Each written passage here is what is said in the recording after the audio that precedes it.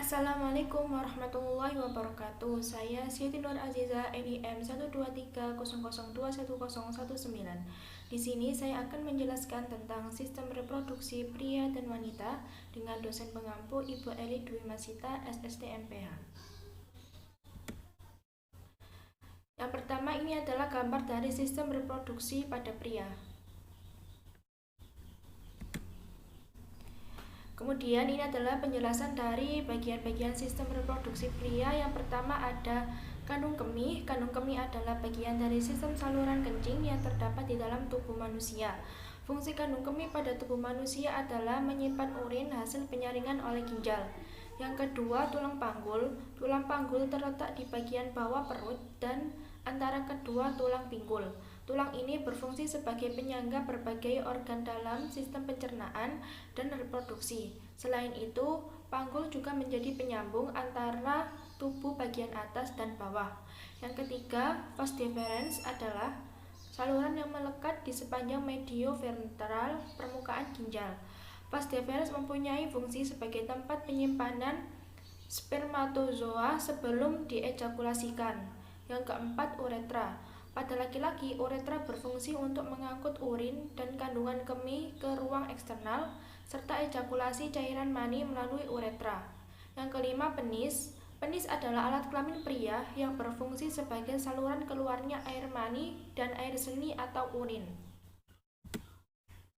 Kemudian yang keenam ada testis. Testis adalah organ yang sangat penting pada sistem reproduksi pria. Fungsi testis adalah untuk memproduksi sperma dan hormon testosteron. Yang ketujuh, sakrotum. Sakrotum merupakan organ reproduksi yang berbentuk seperti kantong. Sakrotum juga merupakan tempat berdiamnya testikel atau buah zakar. Skrotum dikelilingi banyak saraf yang berguna dalam mengatur suhu testis. Suhu yang tepat sangat diperlukan testis untuk memproduksi sperma. Yang ke-8, epididymis merupakan saluran panjang yang berada di belakang testis. Epididymis berfungsi memasak atau memantangkan sperma setelah diproduksi agar bisa membuahi sel telur. Yang ke-9, sakrum.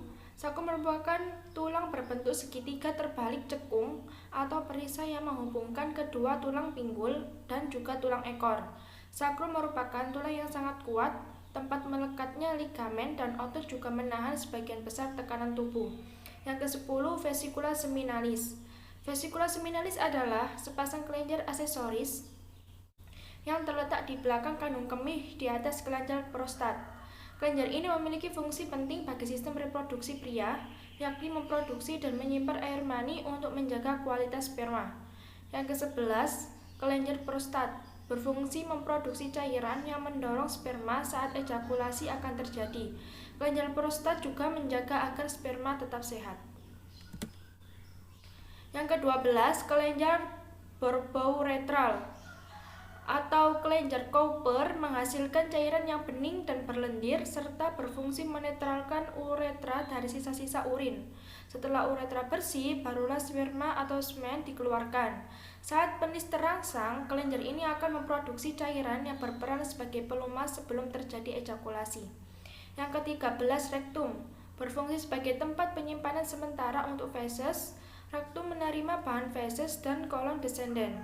Ditransmisikan melalui kontraksi otot reguler yang disebut peristaltik. Yang ke-14, tubulus seminiferus. Fungsi utamanya adalah memproduksi sperma, mempertahankan sperma, dan menyimpan sperma. Yang ke-15, vas deferens adalah saluran yang melekat di sepanjang medioventral permukaan ginjal, mempunyai fungsi sebagai tempat penyimpanan spermatozoa sebelum diejakulasikan. Yang ke-16, kandung kemih adalah bagian dari sistem saluran kencing yang terdapat di dalam tubuh manusia. Fungsinya pada tubuh manusia adalah menyimpan urin hasil penyaringan oleh ginjal. Yang ke-17, irisan epididymis berfungsi sebagai tempat penyimpanan sementara sperma sampai sperma menjadi matang dan bergerak menuju vas deferens. Yang ke-18, irisan testis berfungsi untuk memproduksi sperma atau spermatozoa, hormon seks pria seperti testosteron. Yang ke-19, uretra Pada laki-laki, uretra berfungsi untuk mengangkut urin dan kandung kemih ke ruang eksternal, serta ejakulasi cairan mani melalui uretra. Yang ke-20, epididymis, merupakan saluran panjang yang berada di belakang testis, berfungsi memasak atau mematahkan sperma setelah diproduksi agar bisa membuahi sel telur. Yang ke-21, testis adalah organ yang sangat penting pada sistem reproduksi pria, fungsinya untuk memproduksi sperma dan hormon testosteron. Yang ke-22, penis, alat kelamin pria yang berfungsi sebagai saluran keluarnya air mani dan air seni atau urin. Kemudian ini adalah gambar dari sistem reproduksi pada wanita. Ini ada dua gambar, gambar 1 dan juga ada gambar 2. Yang pertama ini adalah penjelasan dari sistem reproduksi wanita. Gambar pertama yaitu ada satu mons pubis atau bagian yang menonjol atau bantalan berisi jaringan lemak dan sedikit jaringan ikat yang terletak di atas simfisis pubis. Jaringan lemak pada mons pubis ini mengandung kelenjar untuk mengeluarkan minyak dengan feromon yang dapat meningkatkan daya tarik seksual. Setelah pubertas, kulit dari mons pubis tertutup oleh rambut-rambut. Rambut-rambut mons pubis ini berfungsi untuk melindungi alat genitalia dan masuknya kotoran sebagai estetika. Yang kedua, glands of clitoris, berfungsi untuk menutup organ-organ genitalia di dalamnya, serta merupakan daerah erotik yang mengandung pembuluh darah dan saraf. Klitoris juga berfungsi bertanggung jawab atas perasaan kenikmatan seksual saat dirangsang. Yang ketiga, prepuce of clitoris, atau tudung klitoris terdiri dari jaringan mukokutan. Jaringan ini berada di antara mukosa dan kulit dan mungkin memiliki fungsi imunologis karena dapat menjadi titik masuknya vaksin mukosa. Tudung klitoris tidak hanya berfungsi untuk melindungi glans klitoris, tetapi juga untuk kesenangan seksual karena termasuk zona erotis yang sensitif. Yang keempat, labia minora atau bibir vagina kecil, berukuran lebih kecil daripada labia minora, berfungsi sebagai pelindung vagina dan uretra atau saluran pembawa urin ke luar tubuh. Yang kelima, hymen atau tron atau selaput darah, berfungsi sebagai selaput atau lapisan untuk melindungi bukaan vagina dan area sekitarnya selama masa pertumbuhan wanita itu sendiri. Yang keenam, vagina entrance, yaitu jalan masuk atau pintu masuk dari vagina. Yang ketujuh, labia majora atau labia mayora merupakan bibir vagina besar yang terletak di bagian luar, berbentuk seperti pembungkus besar. Organ ini berfungsi untuk melindungi organ reproduksi wanita bagian luar lainnya. Yang ke-8, urethral opening adalah bukaan pada uretra atau juga disebut meatus uretra. Organ ini adalah tempat bukaan dari uretra, yaitu bagian dari saluran kemih. Yang ke-9, vestibule. Kelenjar ini terletak di kedua sisi bukaan vagina dan berfungsi menghasilkan lendir kental untuk melumasi vagina ketika berhubungan seksual. Yang ke-10, anus, saluran pendek pada ujung rektum dan menjadi jalur keluarnya feses. Terletak di bagian tengah bokong, bagian posterior dari peritoneum. Pembukaan dan penutupan anus diatur oleh otot sphincter. Fungsi anus adalah untuk mengeluarkan feses dari saluran pencernaan. Kemudian gambar kedua, yang pertama ada satu ovaries. Fungsinya adalah sebagai tempat pembentukan ovum atau sel telur dan menghasilkan estrogen dan progesteron. Yang kedua, oviduk. Fungsi oviduk atau saluran tuba adalah salah satu bagian penting dari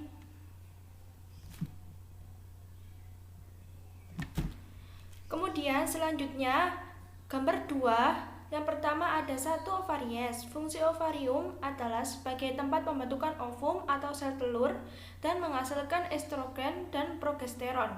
Yang kedua, oviduk. Fungsi oviduk atau saluran tuba adalah salah satu bagian penting dari sistem reproduksi wanita, yaitu sebagai jalur ovum atau sel telur agar bisa melakukan perjalanan dari area ovarium ke rahim. Yang keempat, folikel.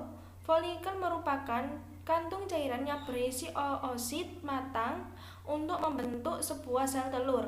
Folikel juga berfungsi untuk menghasilkan estrogen, suatu hormon yang diperlukan untuk perkembangan sel telur. Yang keempat, corpus luteum. Corpus luteum berfungsi menghasilkan hormon estrogen dan hormon progesteron dengan jumlah yang besar. Corpus Teum ini menghasilkan progesteron hingga plasenta dapat memproduksi progesteron, biasanya berhenti di usia 10 minggu kehamilan. Progesteron ini sangat penting untuk membuat lapisan rahim menebal dan dapat mempertahankan kehamilan. Korpus luteum hanya muncul saat sel telur berhasil dibuahi. Kemudian yang kelima, uterus. Fungsi uterus adalah sebagai tempat menempelnya janin hingga proses persalinan. Yang keenam, uterine wall. Fungsinya untuk menerima sel telur yang dibuahi yang akan berubah menjadi janin dan menahannya selama perkembangan uterus, juga membantu menunggung janin selama masa kehamilan. Yang ketujuh, endometrium. Fungsinya adalah sebagai organ yang dapat membatasi rahim dan mencegah dinding rahim yang saling menempel dan membentuk cairan penghalang. Yang ke-8, serviks. Pada alat reproduksi perempuan adalah sebagai penghalang bakteri yang masuk ke rahim dan lendir yang dihasilkan kelenjar serviks dapat menyimpan sperma hidup selama 2-3 hari. Yang ke-9, vagina. Fungsi organ satu ini adalah sebagai tempat jalan lahir bayi saat persalinan serta tempat keluarnya darah saat menstruasi. Baik, sekian dari saya, kurang lebihnya saya mohon maaf. Assalamualaikum warahmatullahi wabarakatuh.